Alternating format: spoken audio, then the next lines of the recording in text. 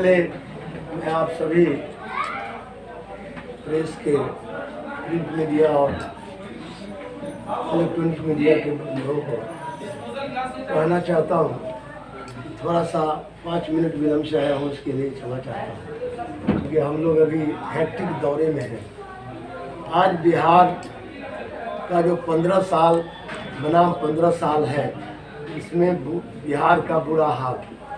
15 साल बनाम 15 साल बिहार का बुरा हाल, चाहे रोजगार के मामले में हो, शिक्षा के मामले में हो, स्वास्थ्य के मामले में हो, बाढ़ के मामले में हो, क्राइम से बिहार करा रहा है।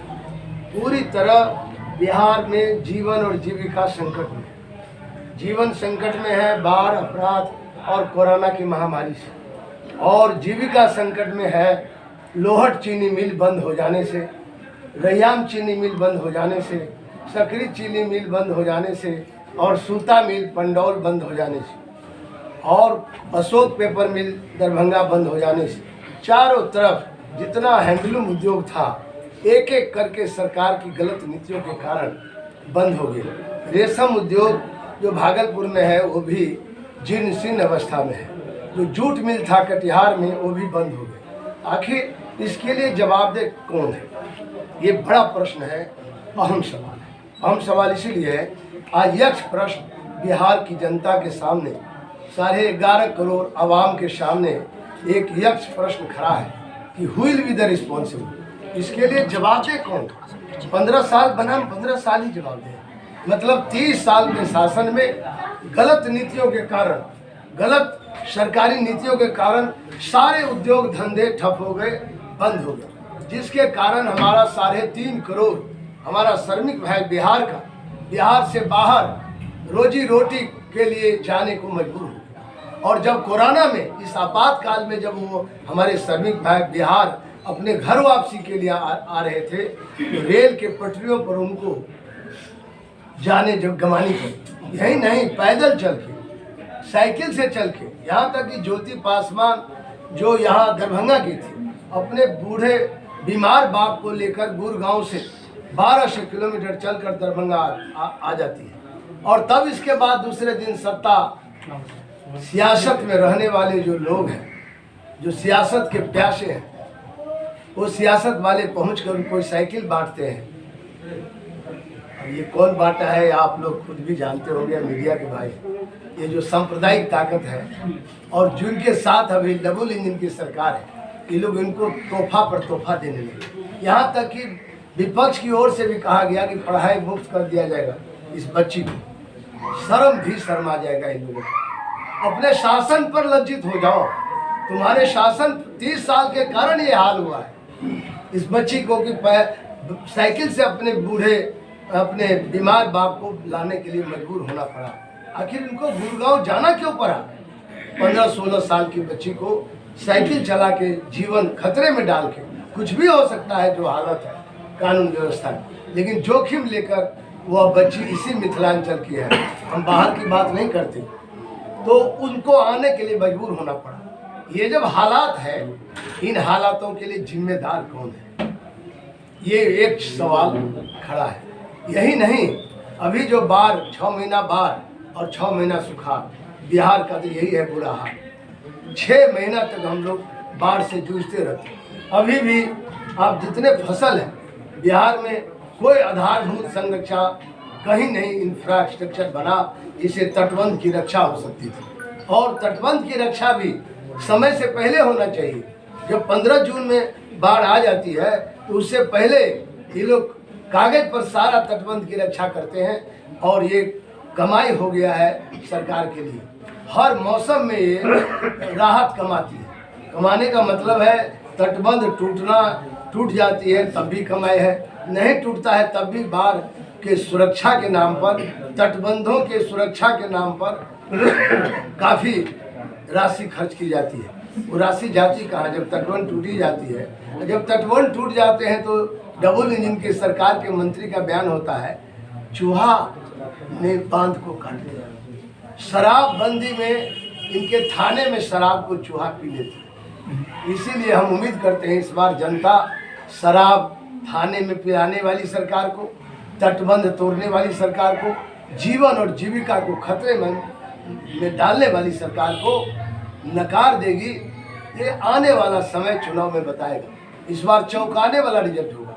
जो लोग बड़ा बड़ा दल बना के रखे हुए हैं, 15 साल बनाम 15 साल, इन लोगों ने ही समस्या खड़ा की। इन लोगों ने बुनियादी समस्याओं से आम जनों को, आम जनता को भटका दिया और दूसरे मसले को उठा करके, क्योंकि आजकल जनता को भटकाना आसान है, आम लोगों को समझाना थोड़ा कठिन हो गया। इसी मौके को पाकर ये लोग राजनीति को पटरी से उतार दिया है, बुनियादी मुद्दों से भटका दिया है जनता को। हम लोग कोशिश करते हैं, जो हमारा आपको मालूम है ग्रैंड जो हमारा डेमोक्रेटिक सेकुलर फ्रंट है, इसके जरिए हम लोग बिहार में एक विकल्प दे रहे हैं। विकल्प का मतलब है इन लोगों का कहना है कि नहीं, हम ही दोनों हैं, या तो कॉफ़ी पियो या चाय। ये जर्मनी का होटल है क्या बिहार? जर्मनी के होटल में आप जाएंगे तो कहेगा डू यू लाइक कॉफ़ी और टी? क्योंकि आई वॉज मिनिस्टर 1996, तो मैं जब गया वहाँ विजिट किया तो बोला कि डू यू लाइक कॉफ़ी और टी? हमने कहा no coffee no tea, any other alternative? कहा नो अल्टरनेटिव। बिहार यही कह रहा है, no alternative, either NDA either UPA, या इधर आप सांप्रदायिक ताकत के साथ रहिए, या उद्योग बंद करने वाला, रोजगार का आज पलायन बढ़ाने वाला, मजदूरों का इतना बड़ा पैमाने पर पलायन हो गया। श्रमिक शक्ति हमारा बिहार से बाहर चला गया। ये श्रमिक शक्ति से बिहार सुदृढ़ होता, यहाँ की आर्थिक व्यवस्था ठीक हो सकती थी। और आप देखते ही मॉब लिंचिंग चलता है, सामाजिक सद्भाव भी खत्म हो गया। कुछ भी जो हमारा मिल्लत था, हिंदू मुस्लिम एकता का, उस पर भी इन्होंने घात कर दिया। इसके बाद भी कहता है या तो कॉफ़ी पीजिए या चाय पीजिए। हम लोग कहते हैं नो कॉफ़ी नो चाय, नींबू पानी पी के इम्यूनिटी बढ़ाएंगे इस कोरोना में, और बीमारू बिहार को विकसित बिहार और बेहतर बिहार बनाने का, रोजगार उन्मुख बिहार बनाने का हम लोग एक विकल्प दे रहे हैं, जहां संकल्प है हम लोग का। आप देख ही रहे हैं हम लोग के पार्टी में ओवैसी साहब एआईएम के प्रमुख, यहाँ आरएलएसपी के प्रमुख हैं उपेंद्र कुशवाहा जी, यहाँ बहुजन समाज पार्टी के बहन मायावती, यहाँ आप देखते हैं राजभर जो सुहेल समाज भारतीय समाज पार्टी के अध्यक्ष हैं, और एक पार्टी है डॉक्टर चौहान जो भी सोशलिस्ट पार्टी के हैं। ये 6 पार्टी मिलकर हम लोग एक फ्रंट बनाए। फ्रंट का मतलब है विकल्प देना। ये कॉफ़ी चाय से अलग, नींबू पानी ही क्यों ना, लेकिन बिहार के लिए विकल्प की जरूरत है। आज बदलाव, बिहार बदलाव मांग रहा है। इन दोनों से उब चुके लोग, ये बड़े भाई छोटे भाई से परेशान है। इसीलिए हम लोग एक विकल्प दे रहे हैं, ताकि यह न कहे आवाम कि आप लोगों ने कोई विकल्प कहाँ दिया। हम लोगों को तो विकल्प मिला ही नहीं, इसीलिए हम लोग मतदान दे तो किसको दे। इसीलिए हम लोगों ने एक विकल्प दिया है। हम लोग को पूरा भरोसा है आवाम का, हमको इस जंग में जरूर हमको समर्थन मिलेगा। चाहे हमारा उम्मीदवार और साहब लड्डन साहब आज नामांकन भरे हैं, और इससे पहले अमनुल्लाह जो हमारा ज़मीन और धरती से लड़कर संघर्ष करते हुए यहाँ मधुबनी क्षेत्र में अभी जूझ रहे हैं, जो बुनियादी समस्या है उसके लिए पहले भी आवाज़ उठाते रहे। और साहब लड्डन साहब न केवल प्रोफेसर विद्वान हमारे उम्मीदवार हैं, बल्कि हम तक कहते हैं इन दोनों उम्मीदवार के मुकाबले में यदि कोई उम्मीदवार मधुबनी और बिस्फी में हो सकता है हमारा उम्मीदवार पसीना वाला हो, पैसा वाला नहीं हो, ये हम कबूल करते हैं। लेकिन क्या पैसे वाले जीत जाने से जनता का सेवा हो जाएगा? आवाम जनता को इस पर सोचना चाहिए। जो पसीना वाला उम्मीदवार है उसको जिताएंगे, तभी उनके बुनियादी समस्या से उनको निजात मिल सकता है। वरना बुराई से बुराई की लड़ाई से कभी भी जनता के बुनियादी मसाइल हल नहीं हो सकते। इसीलिए बुराई से बुराई लड़ाई बिहार में हो रहा है। कीचड़ से कीचड़ कभी साफ नहीं होगा। जब भी कीचड़ साफ होगा तो पानी से, साफ पानी से होगा। हम लोग पानी का एक धारा दे रहे हैं जनता के, आवाम की सेवा में। हमारे दोनों उम्मीदवार शानदार उम्मीदवार हैं। हमारे दोनों उम्मीदवार पर कोई आपराधिक मुकदमा नहीं है। हमारा दोनों उम्मीदवार ऐसे हैं जो जनता से जुड़े हुए। इसीलिए हम तो कहते हैं हिम्मत हो, विपक्ष हो चाहे डबल इंजन की सरकार हो, ये चैलेंज करे कि वो लोग अपराधी को, माफिया को टिकट नहीं दे रहे हैं, या पैसा वालों को नहीं देकर जनता में रहने वाला काम करने वालों को टिकट देते हैं। मधुबनी में कैसे टिकट आया है तो आपको मालूम है। हम उस दिन बोले थे नामांकन, कैसा जनता का सेवक आ रहा है। ईवीएम मशीन से अब जनता का सेवक पैदा नहीं होगा। यदि यही कल्चर, यही परंपरा, यही संस्कृति रही टिकट बंटवारे का, ईवीएम मशीन से अब शासक पैदा होगा, सेवक पैदा नहीं होगा। हमारे फ्रंट में जो भी उम्मीदवार हैं वो शासक नहीं, सेवक बनने के लिए अपना दर्ज किए हैं नामांकन। इसीलिए हमको भरोसा है, विश्वास है कि उनको समर्थन मिलेगा। उनको निश्चित रूप से लोग प्यार स्नेह करेंगे और मोहब्बत देंगे, जिससे हम कामयाब होंगे। और बोलिए आप जो प्रश्न पूछे। सर, आपने अपनी बात शुरू किया यहाँ के रोजगार से और उद्योग से, लेकिन आपके अलायंस के पास और आपके पास उसके लिए क्या रोड मैप है? अगर आप हमारे पास, बहुत अच्छा सवाल आपने पूछा, आपको बहुत बहुत धन्यवाद। हमारे पास विजन डॉक्यूमेंट है। विजन डॉक्यूमेंट में सबसे प्रायोरिटी पर हमको है शिक्षा। इसीलिए शिक्षा है, सबको शिक्षा सबको काम है, बेरोजगारी इसी से दूर होगा। और इसके बाद हमारा कृषि से एग्रीकल्चर सेक्टर, एग्रीकल्चर सेक्टर में सबसे ज़्यादा रोजगार उत्पन्न होने की संभावनाएं, बड़ी संभावनाएं हैं। रोजगार सेक्टर में रोजगार पैदा होगा सबसे ज़्यादा एग्रीकल्चर सेक्टर से, जिस एग्रीकल्चर सेक्टर को इन लोगों ने तबाह कर दिया। विकास की बोली बोलने से विकास नहीं होता। विकास के लिए रोड मैप बनाना होगा, विकास के लिए एक वर्किंग कार्य योजना दिखाना होगा। इन लोग विकास की बोली बोलते हैं, अब विकास के कोलाहल में गरीबों की आवाज़ दबा देते हैं। हम लोग ऐसा नहीं करेंगे। हमारे पास, हमारे फ्रंट के पास सबसे पहला रोजगार, हम रोजगार के लिए शिक्षा को महत्व देंगे, क्योंकि शिक्षा, इसके बाद एग्रीकल्चर, कृषि सेक्टर जो सबसे पीछे है। आज हमारे एग्रीकल्चर सेक्टर में जो हमारा कृषि उत्पादन है उसका हमको उचित दाम नहीं मिल पाता। हम आज डेफिसिट स्टेट है। हम चाहेंगे कि हमारा उर्वरक, हमारी धरती इतना उर्वरा धरती है मधुबनी, और यहाँ पानी का भी कोई कमी नहीं है। यदि ठीक से चैनलाइज हो जाए, नहर सिस्टम डेवलप कर जाए, तो हम तो हरियाणा पंजाब से आज गेहूं लाकर जन वितरण में बंटवारा होता है। यहाँ का अनाज दूसरे राज्यों में जाएगा। हम स्वावलंबन हो जाए अनाज के उत्पादन के मामले में।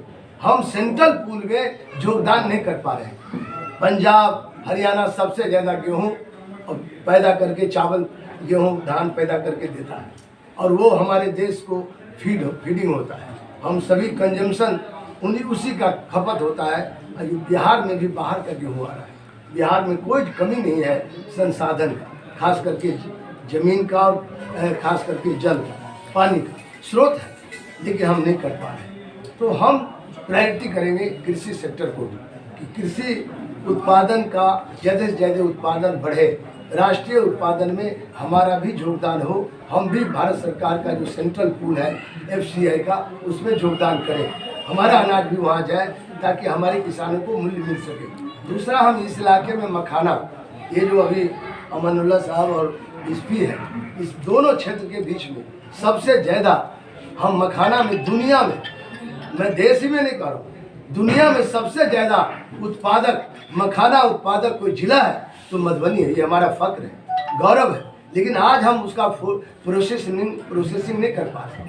अभी तक केवल आवाज़ बजट में सुनते हैं, आश्वासन दिया जाता है चुनाव के समय, बजट में कुछ घोषणा कर दी जाती है, धरती पर नहीं उतरता है। यहाँ का जो मखाना उत्पादक किसान है, ज़्यादातर गरीबी रेखा के नीचे रहने वाले मल्लाह बिरादरी के लोग हैं, और भी किसान हैं। हम इस मखाना को दुनिया में, मैं जब भारत सरकार में मिनिस्टर था तो मैंने उनका जांच करवाया था। अकेला मखाना ऐसा ड्राई फ्रूट कहिए, जो कहिए, जिसमें कोलेस्ट्रॉल नहीं है, कोलेस्ट्रॉल लेस है मखाना। मखाना खाने से कोई नुकसान नहीं, चाहे वो जिस रूप में खाइए, कई वैरायटी में खा सकते हैं।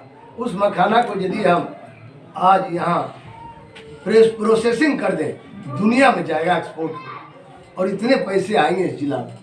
लेकिन आज उसके लिए कोई प्लानिंग नहीं, क्योंकि आपने हमको कहा था कि प्लान किया।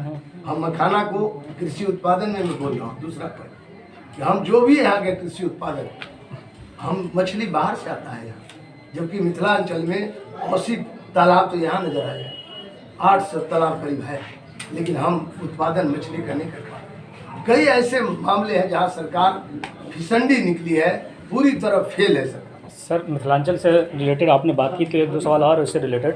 सर जो मिथिलांचल आर्ट है सर, उसमें क्या आपका रोड मैप है? और मिथिलांचल में जो बहुत बड़ा जो खादी का उद्योग था जिसको ख़त्म कर दिया गया, सर इस सिलसिले में क्या चाह रहे हैं आप? मैंने पहले जिक्र में बता दिया कि हैंडलूम उद्योग से लाखों लाख मजदूर हमारा बेरोजगार हो गया। सर आप उसको क्या आपके लिए क्या पास हुनर था, लेकिन कई प्लान हुआ बीच में। प्लानिंग होता है धरती पर, वर्क कल्चर नहीं है। भ्रष्टाचार का समुद्र लहरा रहा है। सारे योजनाएं, चाहे केंद्र प्रायोजित योजना हो हैंडलूम वाला, चाहे राज्य प्रायोजित योजना जो घोषणा करते हैं लोग कि हम अंसारी भाई को या गरीब लोगों को इसमें हम हैंडलूम में रोजगार देंगे। अब यहाँ से लेकर पूर्णिया तक लीजिए, मधुबनी से लेकर पूर्णिया चले जाइए, सारे हैंडलूम उद्योग को ठप कर दिया, बंद हो गया। अब इसका मतलब थोड़ा मोड़ा चला रहे हैं लोग अपने लेवल पर। इनिशिएटिव जो मिलना चाहिए गवर्नमेंट की तरफ से, जो प्राथमिकता होनी चाहिए, वो प्रायोरिटी नहीं दी गई, जिसके कारण उद्योग हमारा रुग्ण हो गया। इस हैंडलूम उद्योग में तो लाखों लाख श्रमिकों का जीवन बन सकता था। तो सर क्या हम चाहते हैं इसको भी प्रायोरिटी में रखें। सर एक हम सवाल लोग का जो विजन डॉक्यूमेंट होगा उसमें कृषि पर ही आ गया, इसके बाद सूता उसी से पैदा होता है। एग्रीकल्चर सेक्टर में बोला था, इसमें निहित था कि हम इसको हैंडलूम को भी प्राथमिकता देंगे, मखाना उत्पादन को प्राथमिकता देंगे, और जो उत्पादन है हमारा राष्ट्रीय उत्पादन उसको हम बढ़ावा देंगे ताकि राज्य हमारा स्वावलंबी हो। और सर विकल्प के तौर पर बात कर रहे हैं। तीसरा हमारा है जो हमारा बेरोजगार नौजवान बिहार से बाहर जाने को रोजी रोटी के लिए मजबूर होता है, उसको रोजगार पैदा करने के लिए हम रोजगार उन्मुख बिहार बनाएंगे। यहाँ भी कारखाने लग सकते हैं, जो हमारे पास रॉ मटेरियल्स हैं उस आधार पर हम यहाँ कारखाने लगा करके छोटे छोटे, एक सुई का कारखाना नहीं है बिहार का। क्या हाल इस 30 वर्षों में आप बता दीजिए, जितने उद्योग थे पहले से चले आ रहे थे वो भी बंद हो गए। पाट पटुआ का भी वही भाग है, जूट का। तो हम ये समझते हैं उद्योग को भी यहाँ स्थापना करना चाहिए। बिना उद्योग से रोजगार का जो अवसर खुलेगा उसमें कई आयाम हैं, एक ही आयाम नहीं है केवल शिक्षा और माने कृषि, बल्कि रोजगार के लिए उद्योग पर भी प्रायोरिटी प्राथमिकता हमारा जो विजन डॉक्यूमेंट है। तीसरी चौथी बात है बिहार को अपराध मुक्त करना है, ये भी प्रायोरिटी है। पाँचवीं इसलिए अपराध वाला कोई उम्मीदवार कोई फ्रंट खड़ा नहीं किया। पाँचवा है कि हम बाढ़ से कैसे मुक्ति हो, कैसे बड़े लेवल पर हाई लेवल डैम या बाढ़ का कैसे चैनलाइज किया जाए ताकि सीमित पानी खेतों में भी पानी चले जाए। इस सरकार को तो 15 साल के बाद याद आया कि नहीं खेत में पानी नहीं है, कहता है 5 साल और दे दो। डबल इंजन की सरकार। सर तो एक चीज़ आपने विकल्प की बात की सर, तो विकल्प के लिए तो एक और पार्टी जो दावा कर रही है प्लूरल्स पार्टी, उन्होंने भी हर इस पे सीट पर अपना कैंडिडेट उतारा और वो भी अपने आप को अभी हालिया दिन रजिस्टर्ड और साफ शफाफ कह रही है, तो लोग उसको क्यों नहीं चुनेंगे जो आपको चुनेंगे? सर जमहूरियत में किसी को भी खड़ा होने का अधिकार है। जी सर। लेकिन मैं आपसे कहता हूँ राजनीति है तेज तलवार की धार पर चलना। ठीक रास्ते चलेंगे तो ऊपर, गड़बड़ आगे तो नीचे कट के रह जाएंगे। खड़ा होने से विकल्प नहीं होता है, विकल्प का कोई चेहरा भी होना चाहिए। विकल्प में आप चेहरा दिखा दूँ मैं छोटा, अभी बोला हूँ मैं ना, दोबारा रिपीट क्यों? सर एक अहम सवाल, जिस तरीके से बिहार में स्वास्थ्य सिस्टम पूरी तरीके से लाचार है, चाहे वो पंचायत स्तर पे उप स्वास्थ्य केंद्र से लेकर पीएचसी या फिर डीएमसीएच और सदर अस्पताल तक, उसके लिए आपके पार्टी और आपके अलायंस के पास क्या रोड मैप है स्वास्थ्य सिस्टम को लेकर? ये हम लोगों का यदि हमारा समर्थन हमारे मोर्चा को की सरकार बनी, और उम्मीद है कि इस बार हम लोग बीच से उम्मीद है, हमको विश्वास है, भरोसा है कि फ्रंट की सरकार बनेगी तो हमारी प्रायोरिटी ये होगी कि हम न केवल एलोपैथिक पर प्रायोरिटी करेंगे, बल्कि जिस तरह से केरल का सिस्टम है हम उसको तायद करते हैं कि आज कोरोना में सबसे पहले 20 तारीख को ही वहाँ आ गया था नंबर में, एक ही मरीज आया था कोरोना में। उन लोगों ने आयुर्वेदिक जो डबल सिस्टम है, हर जगह पीएससी गांव तक आयुर्वेदिक पीएससी भी है, जिससे उसका इलाज हो रहा है।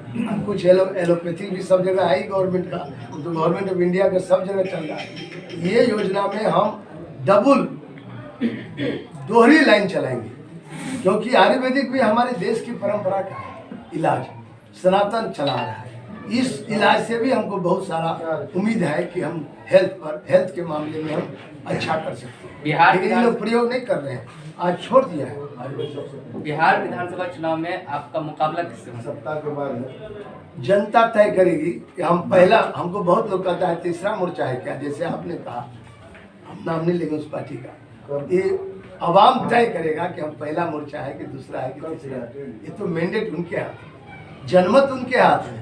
इसीलिए हम कोई पहला दूसरा तीसरा हम तय नहीं कर सकते, ये आवाम तय करेगी, जनता तय कर देगी, हमको मैंडेट दे देगी, हम पहला मोर्चा पे जाएंगे। इसीलिए वो तो पब्लिक के हाथ है। सर, युवाओं के रोजगार के लिए क्या सोचा है? मैं अभी तक तो रोजगार पर ही बोल रहा था कि अभी 46% नौजवान बिहार में बेरोजगार हैं। इतना बेरोजगार किसी स्टेट में, किसी सूबे में नहीं मिलेगा जितना बेरोजगारी यहाँ है।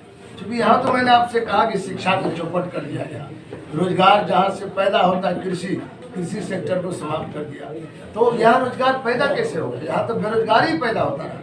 आज बेरोजगारों का फौज खड़ा है बिहार में, इसलिए नौजवानों को बेरोजगारी वाला हमारा प्रायोरिटी है। जो हम टॉप गिनाए हैं अपना विजन डॉक्यूमेंट, उसमें बेरोजगारी, मैंने कहा था रोजगार उन्मुख बिहार को बनाना, उसमें सारी बात नहीं बताइए।